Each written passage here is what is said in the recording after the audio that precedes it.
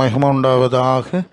இந்த நாளில் நாம் மீண்டும் ஒரு முறை ஆண்டவருடைய நாமத்திலே கூடி வந்து அவரை மகிமைப்படுத்தும்படியாய் பரிசுத்த ஆவியானவர் நமக்கு கற்றுக் கொடுக்கும்படி அவரிடத்தில் கற்றுக்கொள்ளும்படியாய் இந்த சூழ்நிலையை தேவன் தந்திருக்கிறார். அதற்காக நாம் தேவனுக்கு துதி செலுத்துகிறோம்.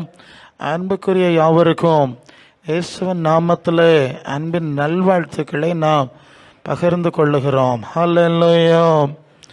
நல்லது, நாம் வேத வசனங்கள் மூலம்தான் நாம் கடந்து செல்லணும். கலாத்தியருக்கு எழுதின நிருபம் 1ஆம் அதிகாரம் 4ஆம் வசனத்தில், கலாத்தியர் 1ஆம் அதிகாரம் 4ஆம் வசனத்தில் படிங்க. தேவன் நம்மை இப்போது இருக்கிற பொல்லாத பிரபஞ்சத்திலிருந்து விடுதலை பண்ணும்படியாய் குமாரனாகிய இயேசுவை ஒப்பு கொடுத்தார். பிதாவாகிய தேவனுடைய சித்தத்தின்படி அவர் தம்மை நமக்காய் ஒப்பு கொடுத்தார். சரிதானே? படிங்க வசனத்தை. கலாத்தியர் 1:4. இப்பொழுது இருக்கிற பொல்லாத பிரபஞ்சத்திலிருந்து விடுவிக்கும்படி பிதாவாகிய தேவனுடைய சித்தத்தினாலே நம்முடைய பாவங்களுக்காக தம்மை தாமே ஒப்பு கொடுத்தார். ஹல்லேலூயா. நாம் வாழுகிற உலகம் பொல்லாத பிரபஞ்சம் என்பதை இந்த வார்த்தையிலிருந்து நாம் விளங்கி கொள்கிறோம். அது எப்படி பொல்லாத பிரபஞ்சமாய் மாறிட்டு என்பதை நாம் பைபிள் முழுவதும் இருக்கக்கூடிய ஆதியாகமத்திலிருந்தே வருகிற செய்திகளிலிருந்து நாம் அறிந்து கொள்கிறோம். தேவன் பூமியை படைத்து ஆசீர்வதித்து தேவன் மனிதனோடு ஐக்கியமாக இருந்த அந்த சூழ்நிலையில்தான் சாத்தான் அல்லது பிசாசு தேவ சித்தத்துக்கு எதிராக ஆதாம் ஏவாளை திருப்பி விட்டு அந்த உறவை உடைத்து அந்த ஆசீர்வாதமான சூழ்நிலையை சாபமாய் மாற்றினான் என்பதை நாம் ஆதியாகமத்திலிருந்தே வாசித்து கொண்டு வருகிறோம். நீங்கள் ஒரு காரியத்தை கவனத்தில் கொள்ளணும். தேவன் இந்த பிரபஞ்சத்தை குறித்து, இந்த உலகத்தை குறித்த காரியங்கள் காலகாலங்களிலே தீர்க்கதரிசிகள் மூலம் வெளிப்படுத்தி அதை பதிவு செய்து நம்ம கையில் கொடுத்துருக்கார். பைபிளினுடைய பெரிய ஸ்பெஷாலிட்டி அது. அந்த சத்தியங்களை பல வேளை புரிந்து கொள்ள முடியாத அளவுக்கு வேத புரட்டுகள் உலகம் முழுவதும் நிறைய இருந்தாலும் தேவன் கிருபையினாலே தம்முடைய ஊழியக்காரர்களை ஏற்படுத்தி அந்த காரியங்களை அவர் நமக்கு தெளிவுபடுத்துகிற ஒரு முக்கியமான காரியம் நடக்கிறத நம்ம பார்க்குறோம். ஆகவே தேவன் சில ஊழியக்காரர்கள் பலர் தேவசித்தம் செய்யாத நிலையில் இருந்தாலும் சில தேவசித்தம் செய்கிற ஊழியக்காரர்களை ஸ்பெஷலாக ஏற்படுத்தி இந்த மறைக்கப்பட்ட சத்தியங்களை நமக்கு வெளிப்படுத்தி தெளிவுபடுத்தி உறுதிப்படுத்தி தரும்போது நாம் அதை புரிந்து கற்றுக்கொண்டு அதன்படி செயலாற்ற வேண்டியது கடமையான ஒரு காரியம். நான் தமிழ்நாடு கேரளா 2 பக்கம் நிறைய சபைகளில் சுற்றி கொண்டு வரும்போது நான் காண்கிற ஒரு காரியம் என்னென்னு, பாட்டு இருக்கும், ஆராதனை இருக்கும், பிரசங்கம் இருக்கும். ஆனால் அவருடைய நோக்கம் ஒவ்வொருத்தருக்கும் ஒவ்வொரு விதமாய் அல்லது உலகத்துக்குரிய அல்லது அவர்கள் கையில் வச்சிருக்கிற பைபிளுக்கு புறம்பான நோக்கத்தோடு தான் அவங்களுடைய நோக்கங்கள் இருக்கிறத நான் பார்த்துருக்கேன். பாட்டு இருக்கும், ஆராதனை இருக்கும், எல்லாம் இயேசு நாமத்தில் ஆஹா ஓஹோன்னு இருக்கும். ஆனால் உள்ளே இறங்கி பார்க்கும்போது இந்த தேவனுடைய திட்டம் நோக்கத்தை நிறைவேற்றுகிற ரீதியில் ஊழியக்காரர்கள் இல்லை, விசுவாசிகள் என்று சொல்லிக்கிறவர்கள் இல்லை என்பதுதான் நாம் புரிந்து கொள்ளுகிற ஒரு காரியம்.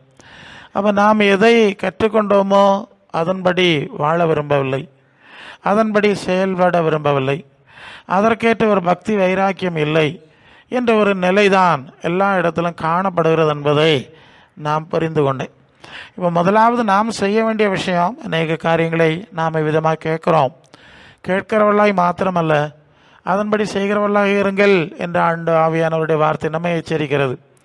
நமக்கு ஒரு சரியான செயல் திட்டம் வேணும். நீங்கள் அப்போஸ்தலர் நடபடிகள் 2ஆம் அதிகாரத்தில் 47வது வசனம் தானே, அவர்கள் எல்லாரும் மனுஷர்களே தயவு பெற்றிருந்தார்கள். 47 தேவனை துதித்தார்கள், ஜனங்களிடத்தில் தயவு பெற்றிருந்தார்கள். அந்த வார்த்தை ரொம்ப முக்கியம். ரட்சிக்கப்படுகிறவர்களை கர்த்தர் அனுதினமும் நீங்கள் நல்லா கவனிக்கணும். சபை என்பது ஓகே, அன்னது நம்ம சேர்த்து கொண்டு வந்தார். சபை என்பது அதன் தலைவராகிய இயேசுக்கு உரிமைப்பட்டது என்பதை நாம் அறிந்து கொள்ள வேண்டும். அந்த சபைக்கு அந்த ஆண்டவர் தான் ஆத்துமாக்களை ரட்சிக்கப்படுகிறவர்களை அவர் சேர்க்கிறார் என்கிற மிக மிக முக்கியமான ஒரு வார்த்தை இந்த இடத்துல நாம் புரியணும்.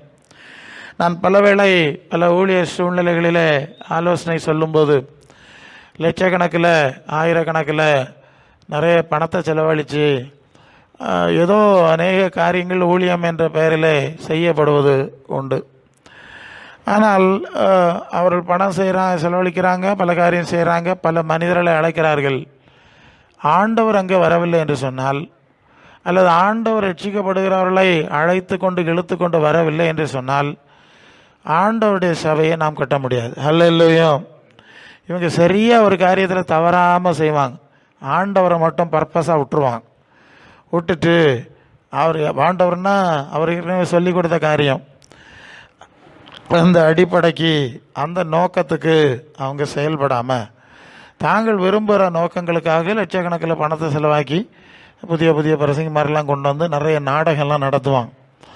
அப்போ ஆண்டவர் ஒரு சூழ்நிலையில் செயலாற்றவில்லை என்று சொன்னால், ஆண்டவருடைய சபையை, ஆண்டவருடைய காரியத்தை, அந்த நோக்கம் நிறைவேறத்தக்கதாக நான் வெற்றிகரமாக செயல்படுத்த முடியாது என்பதை நாம் தெளிவாக விளங்கி கொண்டுதான் ஆக வேண்டும். இங்கு ஆண்டவராக இயேசு கிறிஸ்துவை சிலுவையிலே பலியாக ஒப்பு கொடுத்த காரணம் என்ன? இயேசு தம்மை தாமே பாவ நிவாரண பலியாய் சிலுவையிலே ஒப்பு கொடுத்த காரணம் என்னவென்று கேட்டால், இந்த பொல்லாத பிரபஞ்சத்திலிருந்து நம்மை விடுவிக்க வேண்டும் என்ற ஒரு மிக முக்கியமான பணி நிமித்தம், நோக்கத்தின் நிமித்தம்தான் அந்த காரியம் நடந்தது என்பதுதான் இந்த வசனத்தில் பார்க்குறோம். அப்போ முதலாவது புரிதல், நான் வாழுகிற சூழ்நிலை பொல்லாத பிரபஞ்சம். இதை நீங்கள் நம்புறீங்களா? இந்த பிரபஞ்சம் பொல்லாத பிரபஞ்சம்ங்கிறத நீங்கள் நம்புறீங்களா? கிறிஸ்தவர்கள் நம்பவில்லை என்பது எனக்கு நல்லா தெரியும். அவங்க அந்த பிரபஞ்சத்தை பொல்லாதுன்னு நம்பலை, இது சாபம் நம்பலை, இது சாத்தாம்பிடியில் இருக்குன்னு நம்பலை. இந்த உலகம் முழுவதும் இப்போ சாசன ஆளுகையில் இருக்குன்னு நான் பிரசங்கிக்கும் போது பல பிரசங்கிமாரும் பலரும் கூட திகைத்து போகிறார்கள். ஏன்னா அவங்க நம்பலை. கர்த்தர் ராஜரீகம் பண்ணுகிறார், கர்த்தர் ராஜரீகம் பண்ணுகிறார் அப்படி தான் எழுதி போட்டிருப்பாங்க. ஆமாம், ஏதேன் தோட்டத்தில் ராஜரீகம் பண்ணினார், இஸ்ரவேல் ஜனங்கள் மத்தியில் ராஜரீகம் பண்ணினார். எல்லாம் உடஞ்சிட்டு என்னுடைய ராஜ்யம் உலகத்துக்குரியது அல்லன்னு சொல்லி யோவான் 18:36 சொல்லுவார். ஒரு ஸ்தலத்தை உங்களுக்கு பரலோகத்தில் பிதாவின் வீட்டில் ஆயத்தம் பண்ண போகிறேன்னு தெளிவாக சொன்னார். புதிய வானம் புதிய பூமி உண்டானாதான் கண்ணீர் துடைப்பேன்னு வெளிப்படுத்தல் 21:1 படித்து 4 வசனத்தில் வாசிக்கிறோம். ஆட்டுக்குட்டியானவர் ஆட்சி செய்யக்கூடிய சூழ்நிலையில் தான் சாப முடியும் 22:3 வெளிப்படுத்தின விசேஷத்தில் வாசிக்கிறோம். ஆக கிறிஸ்தவ மார்க்கம் இந்த பைபிளில் இருக்கின்ற சத்தியத்துக்கு எதிரான ஒரு அடிப்படையில் கட்டப்பட்டிருக்கிறதுங்கிறதை நான் தெளிவாக உணர்ந்து கொண்டபடினால்தான் அந்த காரியங்களை தெளிவுபடுத்துவது உண்டு. பலர் அதை வறுப்பது உண்டு. ஏன்னா என்கிட்ட கேட்டிருக்காங்க, பிரசங்க யாரை இப்படி பிரசங்கம் பண்ணால் நமக்கு சபை கட்டுவது எப்படி? அவருக்கு சபை கட்டணும், அரசியல் பண்ணணும், ஒரு கம்பெனி கட்டணும், அப்படி தான் நடந்துட்டு இருக்குது, அப்படி தான் நினைக்கிறேன். அப்போ ஆண்டவர் அப்படி தான் சொல்லியிருக்கார். நாம் அந்த திட்டத்தை நிறைவேற்ற தான் நமக்கு உயிர் கொடுத்துருக்கு, அதுக்கு தான் நமக்கு அழைப்பை கொடுத்துருக்கு. அதை செஞ்சால் மட்டும்தான் ரட்சிக்கப்படுறவரில் அந்த சூழ்நிலைக்கு சேர்த்துட்டு வர முடியும். நான் சொல்கிறது புரியுதில்ல? ரட்சிக்கப்படுறவர்களை சபையில் என்ன சொன்னால், எங்கேயோ ஒரு சிலுவையை நட்டு கொஞ்சம் கேசுநாதர் பாட்டு பாடணுன்னு அதுக்கு பேர் சபை கிடையாதுங்க. சபைன்னு சொல்கிறது இயேசுவின் மூலம் கொடுக்கப்பட்ட சுவிசேஷத்தை நிறைவேற்றும்படியாய், அதை ஸ்தாபிக்கும்படியாய், நிலைநிறுத்தும்படியாய் ஏற்படுத்தப்படுற சூழ்நிலை. அந்த சூழ்நிலை அந்த தகுதியில் தன்மையில் இருந்தால் தான் அந்த சபையினுடைய தலைவராகிய இயேசுதான் ஆத்துமாக்களை அழைத்து கொண்டு வர வேண்டும். அல்லேலூயா. என்ன இல்லாமல் உங்களால் ஒன்றும் செய்ய முடியாதுன்னு ஆண்டவர் சொன்னார். நம்முடைய சுய பலத்தில் ஒன்றும் நம்ம செய்ய முடியாது, ஆண்டவர் செய்யணும். ஒரு கட்டத்தில் மோசே நான் எபிரேய பிள்ளை, எபிரேய வம்சத்தில் வந்தவன், இந்த மக்கள்லாம் இவங்களை கொடுமைப்படுத்துகிறாங்க, என் மூலம்தான் இந்த ஜனங்களுக்கு விடுதலை கிடைக்கும்னு நினச்சி அவன் செயல்பட்ட நாட்கள் இருந்தது. அந்த நாட்களில் தான் ஒருத்தன் எகிப்தியன் ஒருவன் இஸ்ரவேலனை அடிக்க இவன் அவனை கொன்று மணலிலே புதைத்து போட காரியம் தெரியாதுன்னு நினச்சிட்டான். அடுத்தது ஒரு நாள் 2 இஸ்ரவேலர்கள் சண்டை போட்டா, எப்பா மற்றவனே உங்களை அழிக்கிறேன், நீங்கள் அடித்து சாவுறீங்களேடான்னு கேட்டா, ஒருத்தன் சொன்னான், நேற்று மற்றவனை கொன்று புதைச்சிட்டல்ல, எங்களையும் அப்படி செஞ்சிட வர்றியா? நீ என்ன அதிகாரியா? எங்கள் தலைவனா?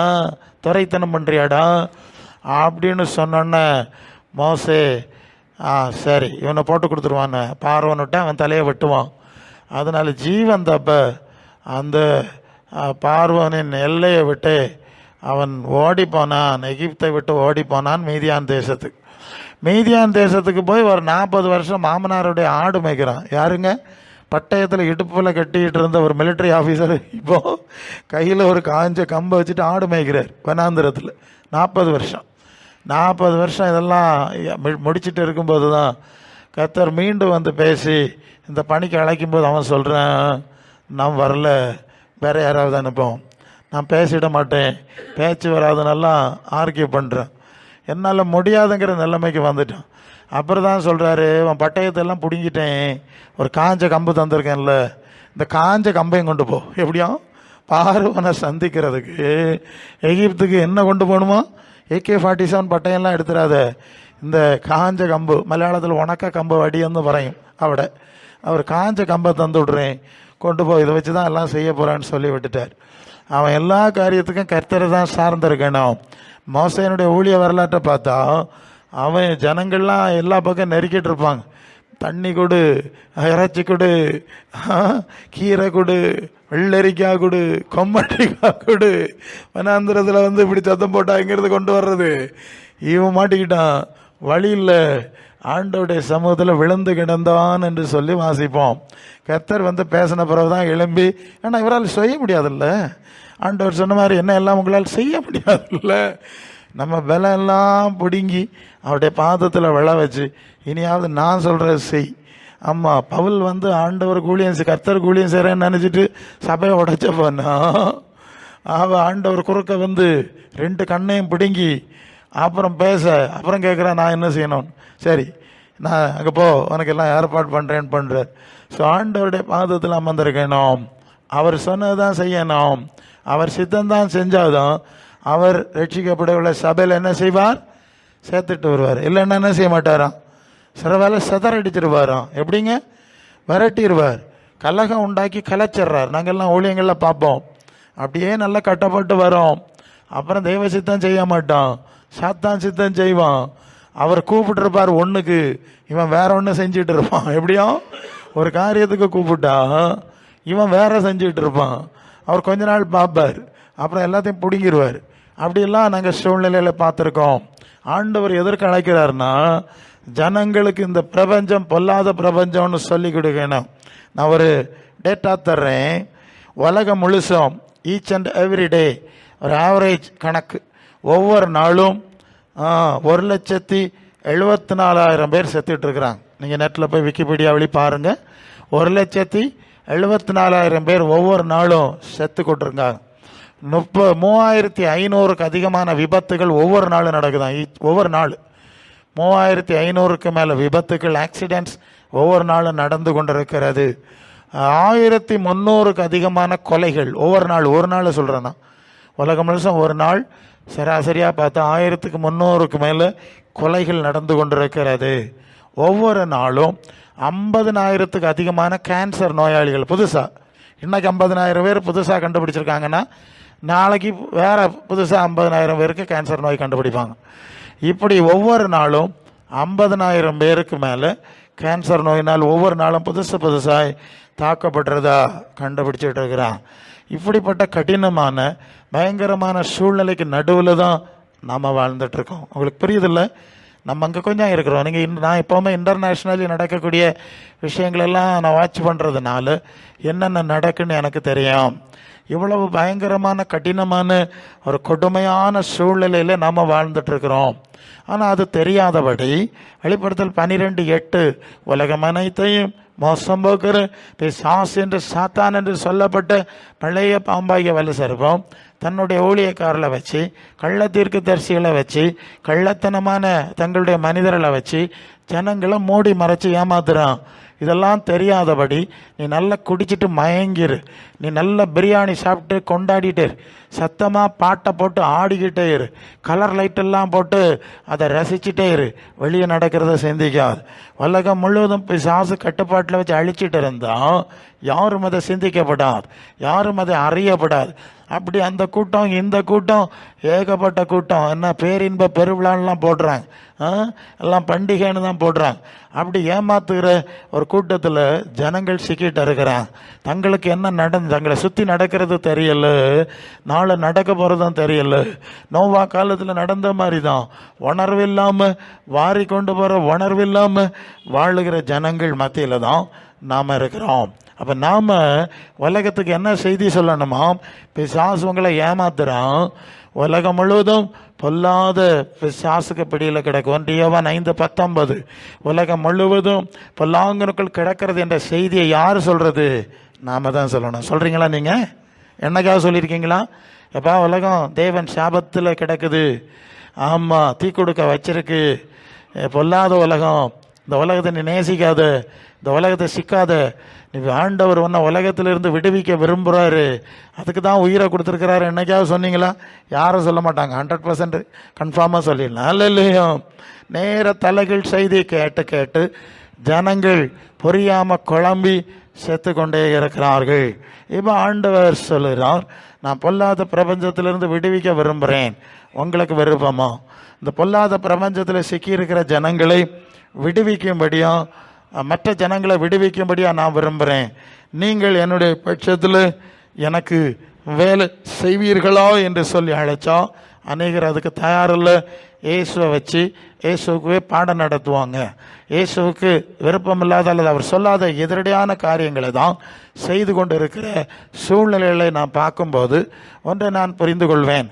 இந்த சபைக்கு ரட்சிக்கப்படவுள்ள கர்த்தர் என்ன செஞ்சிட மாட்டார், சேர்த்துட்டு வரமாட்டார். அது என்னங்க உண்மை? ரட்சிப்புன்னா என்னதுங்க? ரட்சிப்பு என்ற வார்த்தைக்கு விடுதலை அடைதல், பாதுகாக்கப்படுதல்னு அர்த்தம். பொல்லாத பிரபஞ்சத்திலிருந்து விடுதலை அடைகிறதுக்கு பேர் தாங்க ரட்சிப்பு. அழிவுக்குரிய சாபங்களிலிருந்து விடுதலை அடைகிறது தாங்க ரட்சிப்பு. அப்போ இப்படி ரட்சிக்கப்படுற ஜனங்களை இந்த பட்டுக்குழியில் எப்படி கொண்டு செய்வார்? இதான் இன்னைக்கு நிலைமை. இல்லையோ நீ ரட்சிக்க மாட்ட, நீ அழிச்சு போடுவ, நீ கொன்று போடுவ, நீ ஏமாற்றி சாத்தாங்கையில் விற்று போடுவ. அதனால் உங்ககிட்ட நான் எப்படி சேர்க்க முடியும்? புரியுதா நான் சொல்லுது? நான் அப்போ ஊழியக்காரர்களுக்கு சொல்லுவேன், நம்ம ஆண்டவர் நம்பணும். யார் நம்பணுங்க? ஆண்டவர் நம்பணும். இந்த மனுஷன்கிட்ட கொண்டு ஆத்மாவை கொடுத்தா அவன் பொல்லாத பிரபஞ்சத்திலிருந்து ஜனங்களை விடுவிப்பான், பரலோகத்தில் கொண்டு சேர்த்துடுவோம், சேஃப் ஜோனுக்கு கொண்டு வருவோம். அப்படின்னு நம்ம நம்பாமல் இருந்தோம். நம்ம பிள்ளைகளை ஒரு சம்பந்தம் பார்த்தா எவ்வளவு கேள்வி, எவ்வளவு சிந்திக்கிறாங்க. பிள்ளைகளை கட்டி கொடுத்தா உயிரோட வச்சிருப்பானா கொன்று புதைச்சி போடுவானான்னு தெரியும். பத்திரிகையில் பார்த்துட்டு இருக்கேன்ல, எவ்வளவா சிந்திக்கிறோம்.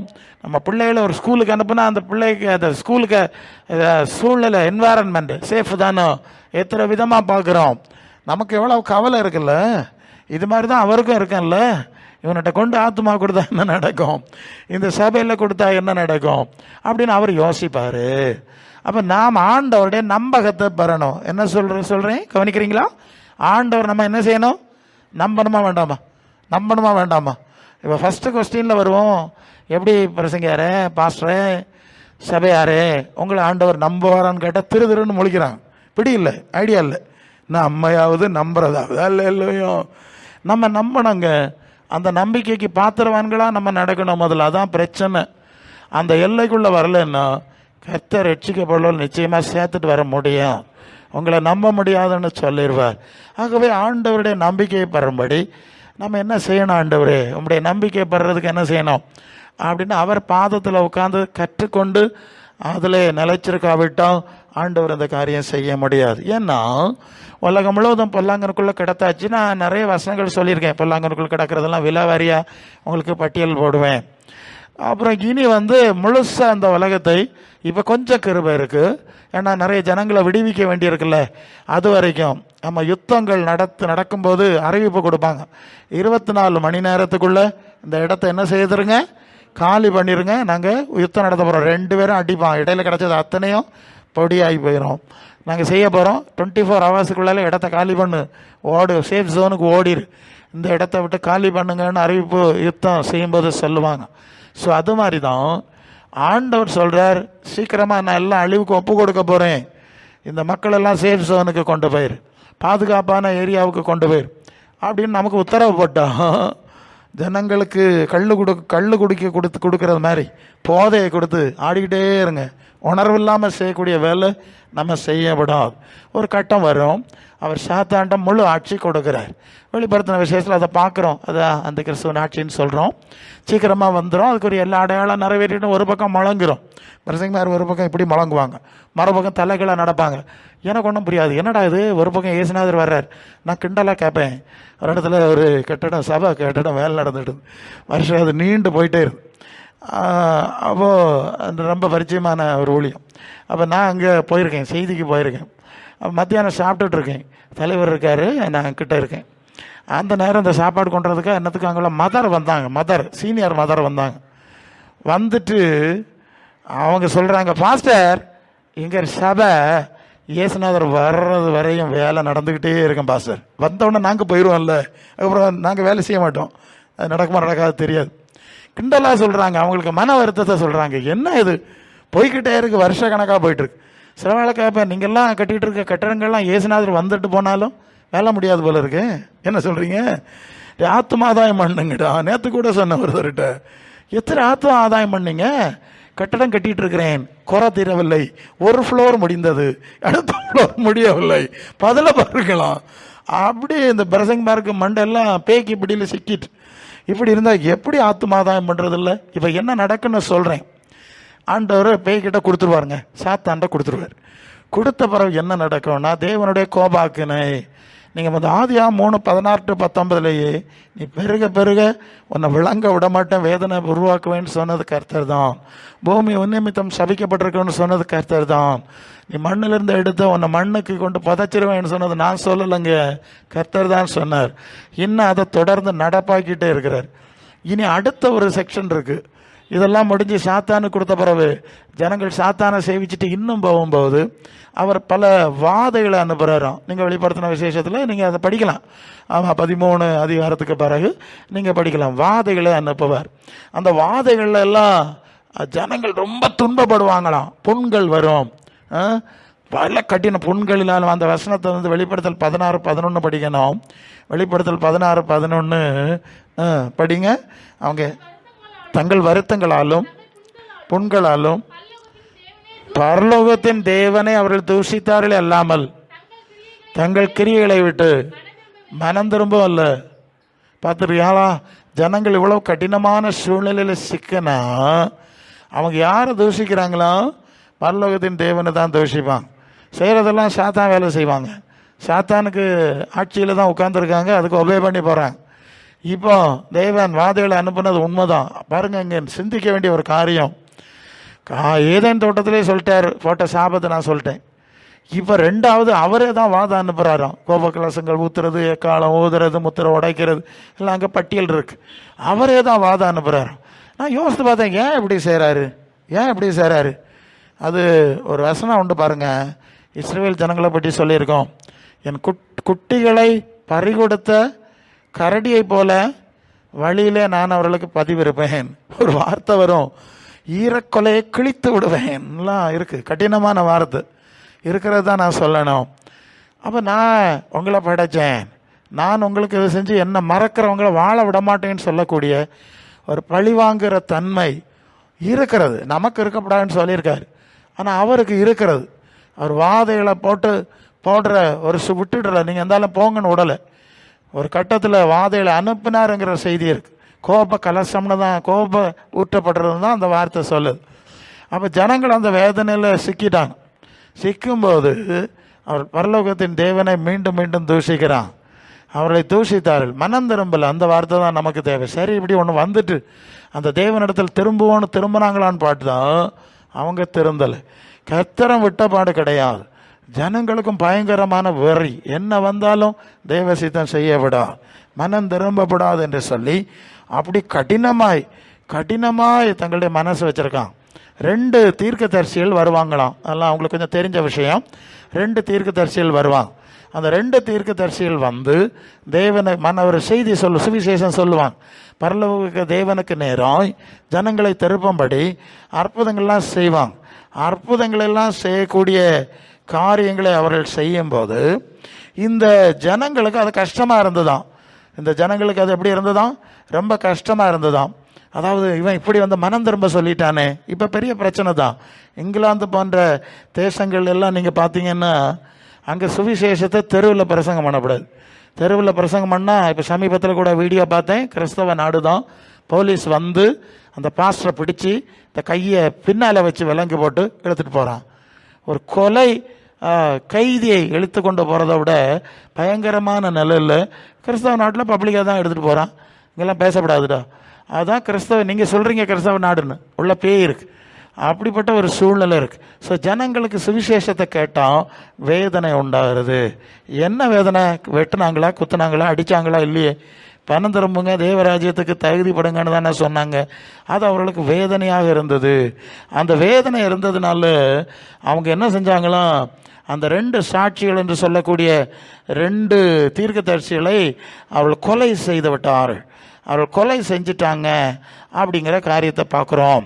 அவர்கள் கொலை செஞ்சு அவங்கள அடக்கம் பண்ண விடாமல் அந்த தெருவில் போட்டிருப்பாங்களாம். 3 அப்போ அவர் தெருவில் போட்டுட்டு இவங்க எல்லாம் என்ன செய்கிறாங்க, வெகுமதிகளை அனுப்புகிறாங்க. நம்மளை வேதனைப்படுத்த வந்த 2 சாட்சிகளை கொன்னுட்டோம் அப்படின்னு சொல்லி அவர்கள் தங்களுக்குள்ளே வெகுமதியை அவர்கள் அனுப்பி கொண்டிருக்கிறார்கள். அந்த வார்த்தை அதில் இருக்குது. அவர்களை வேதனைப்படுத்தினபடினால, இல்லையா, ஊழியக்காரரை அந்த 2 ஊழியக்காரர்களும் அவளை வேதனைப்படுத்தினபடினால்தான் அப்படி செஞ்சாங்களாம். ஓகே, ரசனா எடுத்தா சொல்லுங்கள், இடையில அது வந்தது.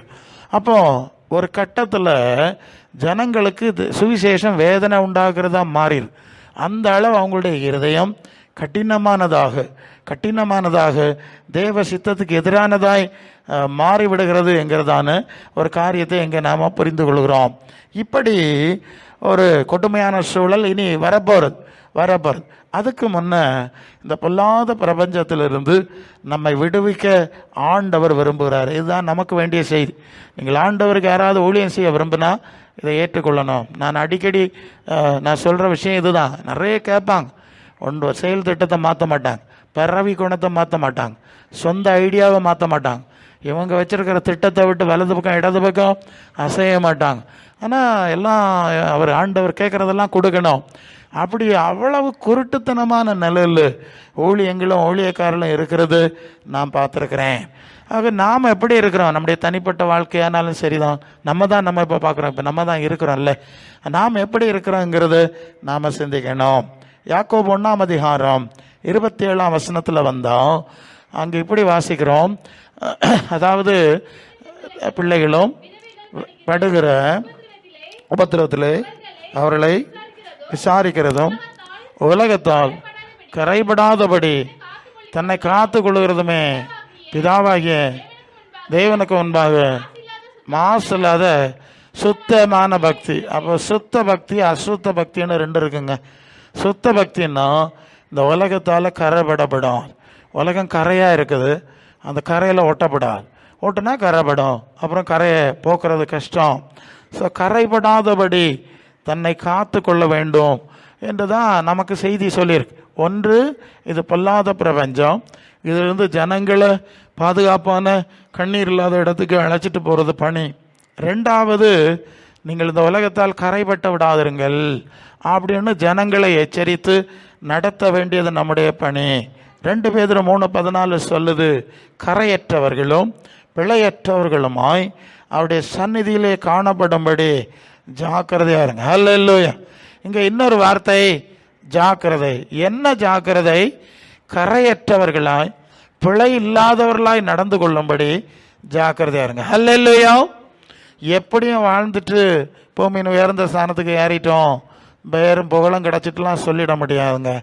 நாம் கரையற்றவர்களாய் ஆண்டவருக்கு முன்னே நிற்கணும். உலக நேசமாகிய கரை நமக்குள்ளே இருக்கக்கூடாதுன்னு ஆண்டவர் விரும்புகிறார். இந்த வார்த்தையை பேதுருவும் யாக்கோபும் சொல்லியிருக்காங்க. கரைங்கிற வார்த்தை சொல்கிறாங்க. அப்போ ஜனங்களை நாம் கரைப்படுத்த போகிறோமோ இல்லை கரைபடாமல் பாதுகாக்க போகிறோமோ, நாம் எப்படி வாழ போகிறோங்கிறதையும் நாம் சிந்தித்து கொள்ள வேண்டியது அவசியமான காரியம். நாம் தேவனுடைய திட்டத்தின் எல்லைக்குள்ளே இராமல், அநேகர் ஜனங்கள் அப்படி தான் இருக்காங்க. அவருக்கு திட்டம் வேறு மாதிரி போகுது, இவங்க திட்டம் நோக்கம்லாம் நேர தலைக்கல்ல போகுது. இப்படி இருந்துட்டு என்ன சாதிப்பாங்கன்னு நமக்கு தெரில. ஊழியங்களில் கூட ரொம்ப தீவிரமாக இறங்க முடியல. ஆண்டவர் எச்சரிக்கிறார், இதெல்லாம் இது எரராக இருக்குது, தப்பாக இருக்குது, நீங்கள் என்ன செய்வீங்க? ஒன்றும் செய்ய முடியாது. அந்த அளவு கடினமான சூழ்நிலை இருக்குது. ஆக இந்த நாட்கள் இந்த காரியத்தில் ஒரு தெளிவுக்குள்ளாய் நான் வர வேண்டியது அவசியமான காரியம். எவ்வளோ காலத்தை கடத்தி வந்திருக்கோம். ஒருவேளை அது அறியாமையின் காலமாக இருக்கலாம், தெரியாமையின் காலமாக இருக்கலாம், இயலாமையின் காலமாக இருக்கலாம். அதெல்லாம் பிளச விட்டுட்டு இனி ஒருபடியாக நாம் என்ன செய்யலாம்? கர்த்தர் நம்மை ஏற்றுக்கொள்ளணும். நம்ம இடத்துல ரட்சிக்கப்படுகிறவர்கள் இப்போ நாம் ஊழியமாக செயல்படுறதுனால இந்த சப்ஜெக்ட் பார்க்குறோம். சரி, அவரே ஆத்துமாக்களை அழைத்து கொண்டு வரும்படி சபையில் சேர்த்து கொள்ளும்படி என்ன செய்யலாம்? அது 2 கொரிந்தியர் 2:11 வந்தால் சாத்தானாலே மோசம் போகாதபடி அப்படி செய்தேன்னு ஒரு சம்பவத்தை சொல்கிறார். அவனுடைய தந்திரங்கள் தெரியாதவள் அல்லவே. அப்போ சாத்தான் பல விதங்களே நம்மை மோசம் போக்கி தேவனுடைய உறவிலிருந்து, தேவனுடைய திட்டத்தின் உறவிலிருந்து, அந்த பிள்ளையாம் கூலிக்காக ஒரு காரியத்தை செஞ்சு ஜனங்களை எரிச்சல் ஊட்டும்படியாக செஞ்சு அந்த சபையை அழித்து போட்டான்னு பார்க்குறோம் இல்லையா? அது மாதிரியான காரியங்களை அவன் செய்வான் என்பதாலே நாம் மிகவும் வெளிப்பாக இருக்கணும். 2 கொரிந்தியர் 11:3 சொல்லுது இல்லையா? ஸ்திரீயானவள் சர்ப்பமானது ஏவாளை வஞ்சித்தது போல நம்முடைய உங்கள் கிறிஸ்துவை பற்றிய உண்மையிலிருந்து விலகும்படி கெடுக்கப்படுமோ என்று பயந்திருக்கிறேன். வாசிங்க. எப்படி எனில் வருகிறவன் பிரசங்கிக்காத வேறொரு சுவிசேஷத்தை இயேசுவையும் சரி அல்லது பெற்றிராத இன்னொரு ஆவியையும்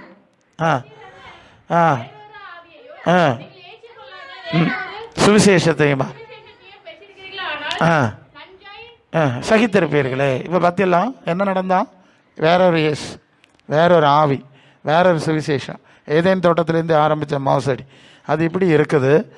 அது இன்னும் உங்கள்கிட்ட வரும், நீங்கள் எச்சரிப்பாக இருக்கணும்னு சொல்கிறார். ஸோ இந்த எல்லை, நான் அடிக்கடி சொல்கிற ஒரு வார்த்தை, நம்முடைய மனம் தேவனோடு இணைக்கப்படாவிட்டால், நம்மை தேவன் அங்கீகரிக்காவிட்டால், ஏன்னா இது ரொம்ப பழைய காலங்களெல்லாம் தேவனுடைய பிரசன்னத்தை, இயேசுனுடைய அதிகாரத்தை சபைகளில் பார்த்தோம். இப்போ என்ன நடக்குன்னு தெரியாது, ஓசல் ஆடிக்கிட்டே இருக்குது, அதை பார்க்க முடியலை. அதை எப்படி திருப்பி கொண்டு வர்றதுங்கிறது தான் எனக்கு தேவன் கொடுத்த பல வசன அடிப்படைகள் அனுபவங்களில் நான் ரொம்ப பிரயாசப்பட்டாலும் ஜனங்கள் அதை விரும்பலை. நாங்கள் சொல்லி தான் ஆகணும். ஜனங்களுக்கு இதெல்லாம் வேண்டாம் பிரசங்காரி, ஏதாவது எங்கள் பிரச்சனை தீருமா சொல்லும், எங்களுக்கு இப்போ இவ்வளோ கடன் இருக்குது தீருமா, இந்த சோக்கேடு இருக்க குணாகுமா, பிள்ளைக்கு கல்யாணம் நடக்குமா, இப்படி ஏதாவது எங்களுக்கு 1000 காரியம் ஆக வேண்டியிருக்கு. இல்லை, நான் என்ன சொல்கிறேன், 6:33 இந்த பாஸ்டர் சொல்கிற ஒரு பிரச்சனை இருக்குது. அடிக்கடி இங்கே புரிஞ்சு கொள்ளாத ஒரு விஷயத்தை நான் சொல்கிறேன். இல்லை, நாங்கள்லாம் ஆண்டவருக்குள்ளே வந்தவங்க தானே. 6:33 மத்தேயு சொல்லுது, முதலாவது தேவனுடைய ராஜ்யத்தை அவருடைய நீதியையும். இதுதாங்க பிரச்சனை. உங்களுக்கு நன்மை வரப்படான்னு சொல்லலை, எங்கேயா உங்களுக்கு நன்மை தரப்படாது அப்படின்னு எங்கேயா சொல்கிறோமா? அப்படி இல்லை. முதலாவது அவருக்கு பலத்த கரத்துக்குள்ளே வந்துடுங்க, அவருக்கு சித்தம், அதுதான் நம்ம சிந்திக்கிறோம். அதுக்குள்ளே வரும்போது உங்களை உயிரோட வைக்கணும்னு என்ன செய்வார்? வைப்பார். இது நீங்கள் உங்களை ஆசீர்வைப்பார்னு சொல்ல வேண்டிய அவசியம் இல்லைங்க. உங்களை ஆசீர்வைப்பார், உங்களுக்கு அது தருவார். நான் எதுக்கு சொல்லணும்? நானும் தாத்தா தான் பிள்ளைகளை வளர்க்குறோம். அதுக்கு தொட்டில் கிடந்துங்க, சமயத்துக்கு சமயம் என்ன செஞ்சோம்? நாம் தான் தண்ணி கொடுத்தோம், துணியாக மாற்றணும். அந்த பிள்ளை கேட்டதா, எனக்கு காப்பி கொடு, என் துணியை மாற்று கேட்டதா? கேட்கல. நம்ம செஞ்சோம்ல, பொல்லாதவர்களாகிய நாம் செஞ்சோன்னா இதை தான் நான் பேசிகிட்டு இருக்கேன். ஏன் இந்த எல்லைக்கு வரமாட்டேங்கிறீங்க? சரிப்பா, நான் என்ன செய்ய சித்தமாக இருக்கிறேன், சொல்லித்தாரோம், கற்றுக்கொள்ளுகிறேன், முடிஞ்சதை செய்கிறேன், முடியாததுக்கு உதவி செய்கிறேன். இதை கேட்டால் தன்னால் நடக்கும்னு. இந்த ஜனங்கள் மகா கள்ளத்தனமானவங்க, மகா கள்ளத்தனமானவங்க. நான் கடந்த நாளில் ஒரு சம்பவம் சொன்னேன். நான் ஒரு சபைக்கு பிரசங்கத்துக்கு போயிருக்கேன். பிரசங்கம் முடிஞ்சு ஜெபிக்கிற நேரத்துக்கு புது ஆள் வர்றாங்க. அதுவரை விட்டுட்டு தான் இருந்தது. துப்புன்னு வர்றாங்க.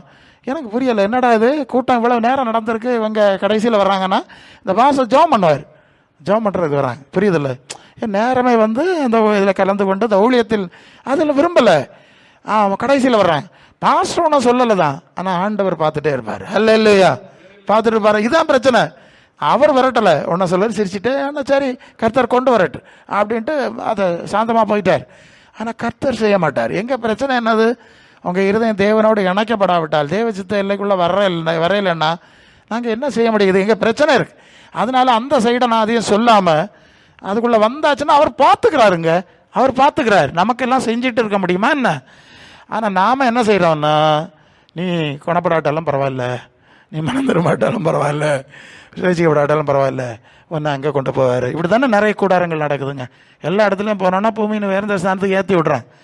இப்படி இருக்குது, பொல்லாத பிரபஞ்சம் இருக்குது, நீ அதில் சிக்காத, விடுதலை அடையணும், வேறுபடணும், தேவ சித்தத்துக்கு உனக்கு பலத்தை பிரயோகிக்கணும், ஒன்றை மாதிரி இருட்டில் கிடக்கிறவங்கள வெளியே கொண்டு வரணும், கூட்டிகிட்டு போகிறக்கு வேறு அவர் மணி அடித்தாச்சு சீக்கிரம் வரணும், வர்றாரு சொல்லணும். இதுதான் அந்த ப்ராப்ளம் இஸ் திஸ், வேற ஒன்றும் இல்லை. நீங்கள் இந்த அஸ்திவாரத்தை மட்டும் செய்யுங்கன்னு சொல்கிறேன், வேற ஒன்றும் நீங்கள் பேசப்படாது. உலகத்தை பற்றி பேசினா அவருக்கு எரிச்சல் வரும். அவர் சொல்லார், எனக்கு தெரியும், நான் கொடுக்க வேண்டிய கொடுத்துக்கலாம், நீ ஏன் பிள்ளை ஆக்கிறதுக்குரிய காரியம் தான் உங்களுக்கு தெரியாது, அதை சொல். இதை சபை செய்யலை. அதான் அடிக்கடி நான் ஒரு வார்த்தை பயன்படுத்துவேன், அந்த குருசடின்னு சொல்லுவேன் எங்கள் ஊரில். அது ஏன்னா அதுக்கு மட்டும் போகிறவங்க, நம்ம அப்படி இருக்காண்டோம், அவங்க எடுத்துகிட்டு போகிறாங்க போட்டு. நம்ம சபையாராய் இந்த அடிப்படைக்கு கொண்டு வரணும். அப்போது ரட்சிக்கப்படவுள்ள சபையில சேர்த்து கொண்டு வரணுமா அல்லது தெய்வம் நம்மை பயன்படுத்தணுமா அப்படின்னா இந்த அடிப்படை வேணும் இல்லையா? நாம் ரொம்ப வருஷம் ஆயிடுச்சு. நீங்கள்லாம் நாட் பிகினர்ஸ், ஒரு வருஷம் 2 வருஷம் ஆன ஆளெல்லாம் கிடையாது. எல்லாம் 25 வருஷம் 30 வருஷம் சபையில் இல்லையா? அவங்கள்ட்ட போய் ஏபிசிடி பாடம் சொல்லிகிட்டு இருக்க முடியாது இல்லையா? சொல்ல முடியாது, தப்பு. நீங்கள் காலத்தை பார்த்தா போதகராக வேண்டிய உங்களுக்கு இனியா மூல, அப்படி ஒரு வசனம் இருக்குல்ல, காலத்தை பார்த்தால் போதகராக வேண்டிய உங்களுக்கு மூல உபதேசங்களை இனி மறுபடி பேசணுமா? உங்களுக்கு அடிப்படையே இல்லாமல் போயிட்டுது. அதை எடுக்க வேண்டிய ஒரு கடமை இருக்குது. இந்த விஷயத்தில் நீங்கள் எவ்வளோ ஒத்துழைப்பீர்கள்? ஃபைனலைஸ் பண்ணுவோம். பிரசங்க எல்லாம் நிறைய பண்ணி ஒன்றும் ஆக போகிறது இல்லைங்க. நான் அடிக்கடி உணர்றேன் அதை. ஜனங்கள் ஒப்பு கொடுக்கல, நாம் போட்டு சத்தம் போட்டு என்ன உண்டாக போகுது? ஜனங்களை ஒப்பு கொடுக்க வைக்கிறதுக்கு எப்படிங்கிறது தான் இப்போ சவால்.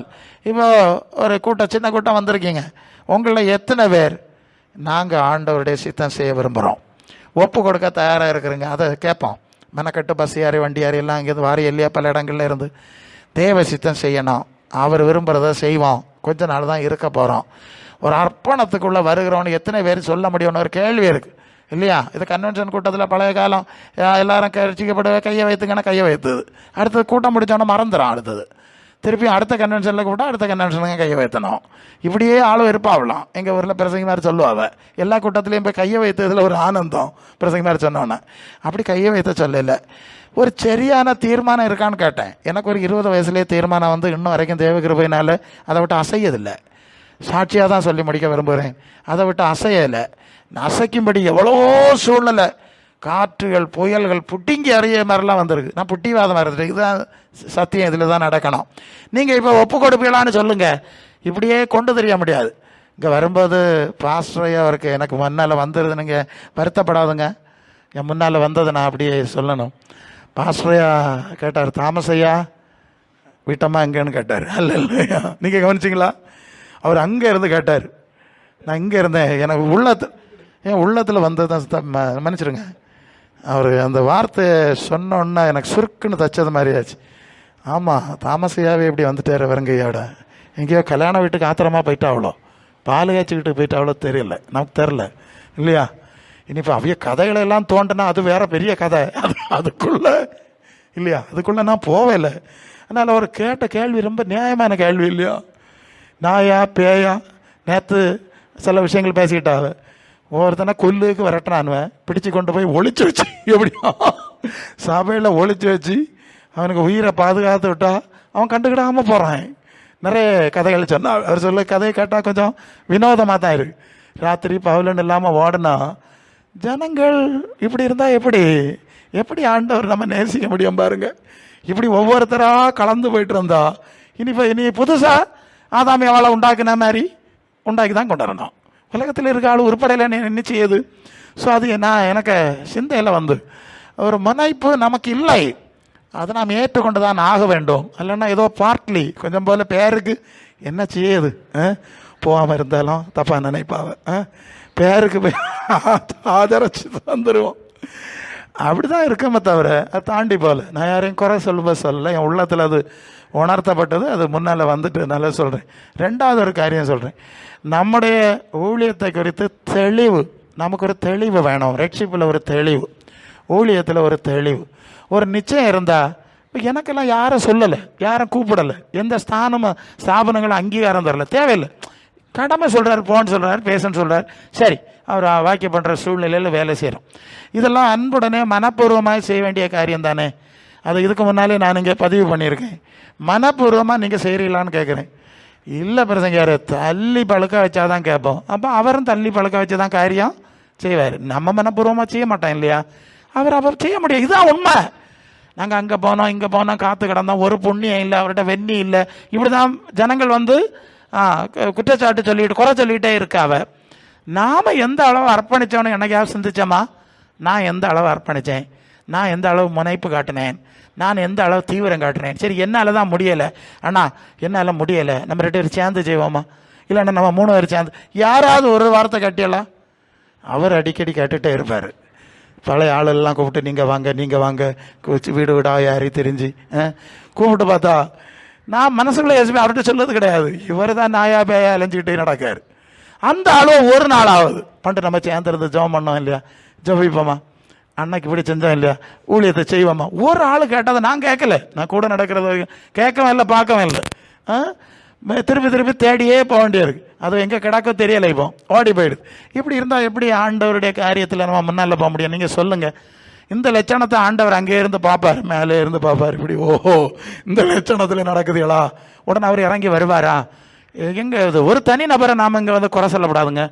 எல்லாருக்கும் ரெஸ்பான்சிபிலிட்டி இருக்குது. ஒரு விஷயம் என்ன தெரியுமா, நோவாட்ட சொன்னாருங்க, அவன் நீதியை பிரசங்கம் பண்ணான்னு எழுதியிருக்கு, ஒரு பயிலும் கேட்கல. கடைசியில் என்னாச்சு தெரியுமா? பிரசங்கம் பண்ணால நோவா, அவனுக்கு குடும்பத்தை மட்டும் பேழையில் யார் பூட்டி சாவியை எடுத்துகிட்டு போயிட்டாரான். பேழைக்கு சாவியை கர்த்தர் அடைச்சாருன்னு எழுதியிருக்குல்ல, கர்த்தர் அடைச்சார். நோவா நனைஞ்சாலும் மச்சனையும் ஏற்ற முடியாது, மாமனையும் ஏற்ற முடியாது, சித்தப்பனையும் ஏற்ற முடியாது. சாவி அவரே கையில் சிக்கிட்டு, புரியுதா? கர்த்தர் அடைத்தாருன்னு அந்த வார்த்தை அங்கே இருக்கும். எல்லாம் பார்த்துட்டு இருந்தார், பேசியாச்சு இல்லையா, போகிறோம் உள்ள யார் அடைச்சி சாவியும் கையில் கொண்டு போயிட்டார். இல்லையோ. ஸோ அப்போ அவன் அது அங்கே எஸ்தரன் புஸ்தகத்தில் வாசிப்பான் இல்லையா, நீ ராஜபதவி கிடச்சிட்டேன்னு சுகமாக இருந்துட்டேன்னா அவன் இஸ்ரவேலருக்கு ரட்சிப்பு வேற வழியில் வரும், ஒரு இல்லைன்னா வேற வழியில் வரும். அப்புறம் உனக்கு கதை கந்தலாகிப்போம். இப்போ நமக்கு அந்த பொறுப்பு கிடையாது. அதுதான் இதுக்கு பிரச்சனை. அடிப்படை பிரச்சனை என்னவென்று சொன்னால், நாங்கள் வந்து மாதத்துக்கு ஒரு தடவை இவ்வளோ டீசல் போட்டு வந்துட்டு தான் போனோம். இந்த பக்கத்தில் இருக்கவில்லை நீங்கள் தானே. இதுக்கு முன்னால் கடந்த நாளில் இதே மாதிரி ஒரு செய்தியை சொன்னேன். எல்லாம் இருக்கு நீங்கள் தானே. இந்த இடம் திறந்தானே போட்டிருக்கு, பூட்டு கிடையாது. நாயை நிறைய உள்ள வந்து படுத்துட்டு அது சுகமாக வாங்கிட்டு போகுது. சரியா? அப்போ நம்ம ஆளுகளுக்கு சரி இதில் இருக்குது, இதெல்லாம் சுற்றி என்ன நடக்குன்னு உங்களுக்கு தெரியும், இதை சுற்றி 4 பக்கம் என்ன நடக்குன்னு தெரியும். சரி, இப்படி ஒரு சூழ்நிலை இருக்குது, இதை நம்ம யூஸ் பண்ணுவோம். பக்கத்தில் தான் இருக்கோம், தூரத்தில். நீங்கள் பக்கம் தானே, எப்போ வரலாம். நாங்கள் வரணும்னா எவ்வளோ சிரமம்னு உங்களுக்கு தெரியும். செய்கிறீங்களான்னு கேட்டால் செய்யாததுனாலே இந்த லட்சணத்தில் இது கிடக்கு. இது சம்பந்தமான நியாய தீர்ப்பை எங்கள்கிட்ட கேட்பாரா? நீ ஏன் இவ்வளவு டீசல் போட்டு போய் அங்கே பார்க்கவில்லை? கேட்க மாட்டார்ல, கிட்ட இருக்க உங்கள்கிட்ட தானே கேட்பாரு. நாங்கள் சபைகளுக்கு சொல்லுவோம், உன் வீட்டுக்கு பக்கத்தில் ஒரு சபை வந்திருக்கு, நாங்கள் எங்கேருந்தே வர்றோம், வந்து இதை செஞ்சுட்டோம்னா இதுக்கு நீ தான் பொறுப்பு, இதுக்கு பாதுகாவல் நீ தான், இதை நிறுத்த வேண்டியது நீ தான். எங்கள் மக்கள்லாம் ஆண்டவரை எப்படியா தேடி எடுத்து அது பறந்து போயிடும். உனக்கும் மக்களுக்கும் உங்கள் காரியங்களுக்கும் வேணும்னு தானே உங்கள் ஏரியாவில் லோக்கல் சர்ச்சை வைக்கிறோம். நீங்களே உறங்கிட்டு ஏதோ இது பிரசங்கியா இருக்க காரியம் யாருக்கோ காரியம் போல அந்நிய காரியம் மாதிரி நினச்சிட்டு நடந்தா எப்படி உங்களுக்கு நன்மை கிடைக்கும்? இதுக்கு மேலே என்ன செய்ய முடியும்? இத்தனை இடங்களில் இப்படி ஒரு சபை இன்னைக்கு உண்டாக்க முடியலை. இருந்ததையும் இடிச்சு போட்டானுவேன். பாஸ்டர்மான கொண்டாச்சு, இப்போ 3 பேர் என்ன கொண்டாகலாம், பிரதம பெரிய பாஸ்டர்மார். அப்படியாக அவைகளுக்கு நல்லமை. ஆராதனை மலையில் நடக்குதுங்க. ஒரு இடத்துல ஒரு காட்டு பகுதிக்குள்ளால இப்படி ஒரு ஷெட்டு போட்டு பாம்போ அந்த மலையெல்லாம் வச்சு ஷெட்டு போட்டு ஆராதனை நடக்குது. இந்த மத சுவிசேஷ விரோதிகள் வந்து அந்த கொட்டகையை பிரிக்கிறாங்க. ஆராதனை நடந்துட்டு இருக்கிற நேரம் பிரித்து இழுத்து தொழுக்க தலையில் போடுறாங்க. ஒரு ஆள் அசரையில் முழங்கால நிற்க, எல்லாம் முழங்காலில் ஆராதனை நடந்துட்டு இருக்கு. அவனுக்கு கொட்டையை பிரித்து தலையில் ஓடி போடுறான். உழுது வீடியோ இருக்கு, நெட்டில் போங்க, நிறைய இருக்கு. அசையலை, அவங்க அசையலை. ஒரு இடத்துல எல்லாம் தீ கொடுத்துட்டு போயிட்டாங்க. காலி கிரவுண்டாக இருக்குது, அந்த இடத்துல வந்து ஆராதனை நடக்குது. தெரியுமா உங்களுக்கு? தெரியுமா? இப்போ நீங்கள் என்ன செய்ய போகிறீங்க? உங்களுடைய ஒரு இன்வால்வ்மெண்ட் இல்லாமல் நாங்கள் என்ன செய்ய முடியும்? அல்லனா பேசுங்கன்னு சொல்கிறேன். அவங்க மனசில் என்ன தான் இருக்குது, ஒன்று பேசுங்களாம், நமக்கு என்னென்னு அறிவோம். அறிந்தது வேணால் செய்யலை, நடக்கலை. இது ரொம்ப வருத்தமான ஒரு காரியம். ஸோ உங்களுக்கு பொறுப்பு இருக்கு. அப்போ பொல்லாத பிரபஞ்சத்திலிருந்து இல்லைன்னா ஆலோசனை சொல்லுங்கள். பெருசுங்க யாரு நீர் போகிற வழி சரியில்லை, நம்ம இப்படி போனோம் தான் சொல்லுங்களேன். 2 வாரத்தை அப்படியாவது சொல்லுங்களாம் பார்ப்போம், நம்ம ஆசையாக இருக்கும். அதையும் சொல்ல மாட்டேங்கிறீங்க. நலம் பொலம் ஒன்றும் சொல்லக்கூடாது. எப்படியா நல்லன்னு சொல்லக்கூடாது. அது அந்த எலியா கேட்கான், டேய் கர்த்தர் தெய்வமான கர்த்தர் ஆராதி, பாகால்னா பாகால செய்வேன்னு கேட்டா நலம் பலம் ஒன்றும் சொல்ல இல்லையா ஜனங்கள். யாரு? அப்ரஹாமின் வம்சம். ஓ, நாங்கள் அவனுக்கு வம்சத்தில் வந்தவர்கள், யெகோவா தேவன். ஓ, பெரிய பித்து அடிச்சுட்டு நடக்குதுக்கு மட்டும் தெரியும். டே கர்த்தர்னா இந்த பக்கம் சொல்லுங்க, கையை வைத்துங்களேன்னா இன்னும் இல்லை. பாகால் வேணுமா? அதுக்கும் இல்லை. பிறகு அவன் ஒத்தகி கிடந்து பலிபீடத்தை எல்லாம் இடிஞ்சு கிடந்ததெல்லாம் எடுத்து அடுக்கி கட்டி சரி பண்ணி அவன் ஒரு சின்ன ஜெபம் பண்ணான், உம்முடைய நாமத்தில் செஞ்சேன்னா அக்கினி இறங்கின உடனே எல்லாம் கர்த்தரே தேவன் கர்த்தரே. அந்த லட்சணத்தில் போய் நமக்கு விசுவாசம் இல்லை. விசுவாசத்தில் பிரச்சனை இருக்குது, நம்முடைய பக்தியில் பிரச்சனை இருக்குது, சுவிசேஷ நம்பிக்கையில் பிரச்சனை இருக்கிறதுனாலேயாகும். இதுதான் உண்மை. நான் உண்மையை சொல்லுகிறேன், இதுக்கு வேற ஒரு காரியம் இல்லை. ஒவ்வொருத்தரையும் இந்த ஆள் இப்போ ரட்சிப்பின் எல்லையில் இல்லை, பின்மாற்றத்தில் இருக்காரு, பின்மாற்றத்தில் இருக்காரு, குழப்பத்தில் இருக்காருங்கிறதான் அதுக்கு அடையாளம். அது ஃபயராக இருந்த காலம் ஃபயர் இறங்கிச்சு, இங்கே இருந்தது அணைஞ்சது, எல்லாமே நின்றுது. அப்போ நாம் இந்த நாட்களில் ஒரு பொறுப்பெடுக்கணும். பொல்லாத நிலையில் ஜனங்கள் சிக்கிட்டு இருக்காவ. நீங்கள் கல் கடையை அடைச்சி விட்டோன்னா கல் குடி ஒன்றும் நிற்காது பாருங்க. நான் அதுக்கு எதிராக பேசலை. கல் கடை அடைச்சதுனால ஒன்றும் இது நிற்காது பாருங்க. பிசாசுன்னு ஒன்று இருக்குது, போதையை ஊட்டக்கூடிய ஒரு தீய சக்தி இருக்குது. அதுக்கு பதிலாக அவர் பரிசுத்தாவியினுடைய அபிஷேகம், அதாவது பரிசுத்தாவினால் உண்டாகிற சந்தோஷமாக இருக்குன்னு எழுதியிருக்குல்ல. இப்படி ஒரு அனுபவம் இல்லாத நிலையாக அவங்க சிக்கிறான். புரியுதா நான் சொல்லுது? அவன் குடிக்கணும்னு நினச்சி போகல, அவனுக்கு அப்படி வந்த பவர் அவனை ஆக்கியபை பண்ணியிருக்கு. இந்த பவர்லேருந்து விடுதலை பண்ணது யார்? முதல் மந்திரி செய்வாரா? வேறு மந்திரி மாதிரி செய்வாங்களா? செய்ய முடியாது இல்லையா? நம்ம தானே செஞ்சுருக்கணும். நம்மகிட்ட இருக்கக்கூடிய ரிசோர்ஸஸை தானே பயன்படுத்தி இருக்கணும். நம்ம செய்யலைங்க. ஸோ இது செகண்ட் டைமா தேர்ட் டைமா எனக்கு தெரில, நான் இந்த மாதிரி செய்தி சொல்ல வேண்டிய நற்பந்தம். ஆகவே இந்த நியர்பை இருக்கிறவங்க ஒரு தீர்மானம் எடுங்க. ஆசீர்வாதிங்க பிரசங்க யாரு, அதுக்கு ஷேவிங்க பிரசங்க யாரு, இதுக்கு ஷேவிங்க பிரசங்க யாரு, நீண்ட பட்டியல் போடுது இல்லையா? ஆளு எல்லாம் பட்டியல் போடுவா. நான் மனசுக்குள்ள என்ன வெக்கம் கட்ட ஜாதி, நீங்கள் ஆண்டவருக்கு என்னத்தை செஞ்சு அதில் ஒரு பட்டியலும் இல்லை. நான் என்னென்ன பொறுப்பு செய்கிறேன், என்னென்ன காரியத்தில் நான் கொஞ்சம் பொறுப்பாக செயல்படுறேன், எனக்கு கொஞ்சம் உதவி செய்யுங்க. ஒரு ஆள் கேட்கல. உங்களுக்கு நீண்ட பட்டியல், பிள்ளை கல்யாணம், பேர பிள்ளைகளுக்கு கல்யாணம், அதுக்கு பிள்ளை ஆம்பளை பிள்ளை, ஓ நீண்டு போயிட்டு இருக்கோம். அது எனக்கெல்லாம் எரிச்சலாக தான் இருக்கும். இது என்ன கள்ளத்தனமான காரியமாக இருக்குது. அதனால தான் இப்படி பிரதம் பண்ணுது. நீங்கள் வா உள்ளே வேறுங்க பார்ப்போம். ரொம்ப கிடந்தோன்னா எங்களுக்கு ஆயுசை நாங்கள் அழிக்க முடியாது. புரியுதுலையா நான் சொல்லுது?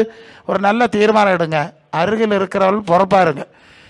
ஆண்டவர் உங்களுக்கு உயிரை தந்தது உண்மைன்னா, வாழ்க்கையை தந்தது உண்மைன்னா, நீங்கள் ஆண்டவரிடத்திலிருந்து என்ன நன்மை எல்லாம் பெற்றீங்கன்னு உங்கள் ஒவ்வொரு இண்டிவிஜுவல்ஸுக்கு தெரியும். அதுக்கு கணக்கு கொடுங்க. என்னை பொறுத்தவரை ஒரு வீட்டில் போய் ஒரு சாயை தந்தாலே நான் சொல்லுவேன், பாஸ்டர்கிட்ட ஒரு சாயை குடிச்சிட்டோம், என்ன செஞ்சிட்டோம், ஒரு கப்பு கட்டம் சாயை குடிச்சிட்டோம். இதுக்கு பதிலை கொடுக்காம நமக்கு முடியாது. ஏதாவது நம்மகிட்ட ஆண்டவர்கிட்ட இருந்து வாங்கி கொடுக்க முடியுமான்னு பார்த்துட்டு தான் வெளியே போகிறது. நாங்கள் ஒன்றும் கடனாளிகளில் பார்த்துடுங்க. எனக்கு உணர்வு தான் நான் சொன்னேன், ஒரு கப்பு சாயை குடிச்சிருந்தா. அப்போ ஆண்டவர்கிட்ட எத்தனையோ நன்மை வாங்கணும். ஆண்டவருடைய பகுதியிலே நாம் எவ்வளவு நின்னோங்கிறத நீங்கள் யோசித்து கொண்டா போதும், கணக்கு பார்த்தா போதும். நான் பேசினா அதிக பிரசங்கி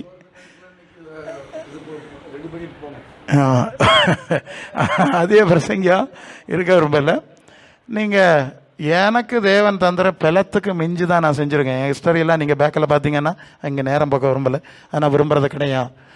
அதனால் எதையும் பார்க்கறதில்ல. எனக்கு தந்த வேலையை கேட்டு உதவி செய்யும் கேட்டு எனக்கு தந்த அந்த எல்லையில் நிற்பேன். அது மட்டும் உண்மை. எல்லை தாண்ட மாட்டேன்.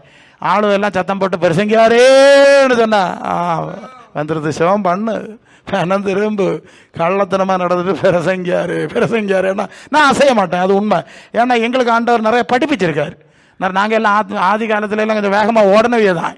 ஆண்டவர் இப்படி அசையாத இருக்க சொல்லு, சிவம் பண்ண சொல்லு, மனம் திரும்ப சொல்லு, பரிசுத்தாவை பெற்றுக்கொள்ள சொல்லு, தெய்வ சத்தியத்துக்கு கீழ்ப்படிய சொல்லு.